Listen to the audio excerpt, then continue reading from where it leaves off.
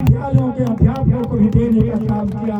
इसलिए मैं साथियों कहना चाहता हूँ, एक तरफ ऐसी विचारधारा के लोग थे जिन्होंने समय समय पर आपको आगे बढ़ाने का काम किया। जब उन्होंने आपको बेरोजगारी भत्ता दिया, तमाम लोगों ने कहा हमको रोजगार चाहिए। बेरोजगारी भत्ता हमारे नेता ने कहा हम आपको रोजगार भी देंगे, साथ जब तक रोजगार नहीं देंगे हम आपको बेरोजगारी भत्ता देने का काम करेंगे। साथियों उसका फायदा देखने को मिला।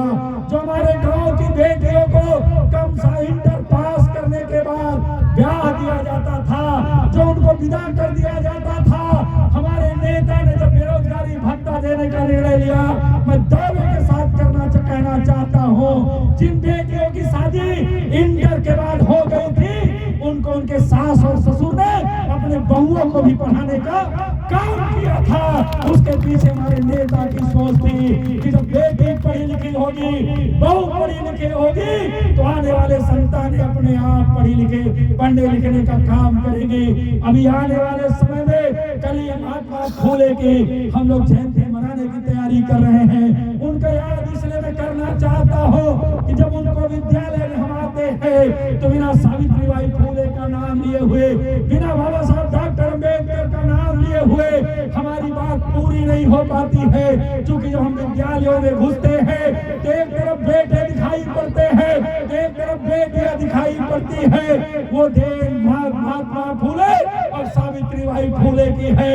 अगर उन्होंने प्रयास नहीं किया होता इस समाज की बेटियों को, पिछड़े दलित गरीब परिवार के लोगों को, पीड़ित समाज के परिवार को, बहुजन समाज के लोगों को तो शिक्षा का अधिकार नहीं मिलता। लेकिन चाहे जिस समाज की बेटी हो, चाहे अगले समाज की बेटी हो, चाहे पिछड़े समाज की बेटी हो, चाहे जिस दलित समाज की बेटी हो, बेटियों में किसी को पढ़ने का अधिकार नहीं था।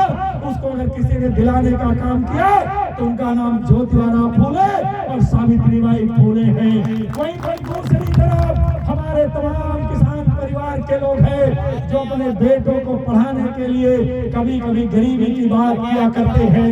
उनको मैं बताना चाहता हूँ, आज तो आपका बेटा ड्रेस पहन करके स्कूल में जाने का काम करता है। एक वो दिन याद करो जब हमारे महापुरुष बाबा साहब डॉक्टर अम्बेडकर को स्कूल में बैठने भी नहीं दिया जाता था, पानी नहीं पीने दिया जाता था, लेकिन उन्होंने किसी बात की परवाह नहीं किया।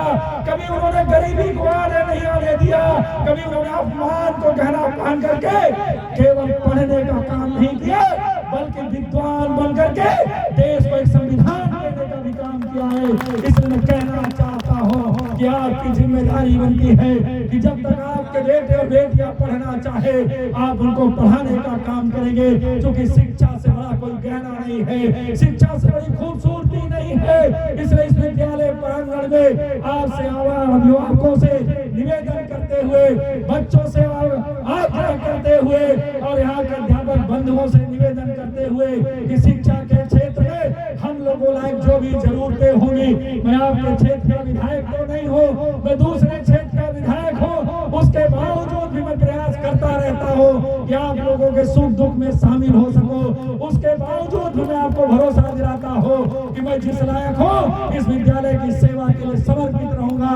पुनः आपका आभार प्रकट करते हुए अपने साथी, अपने भाई साथी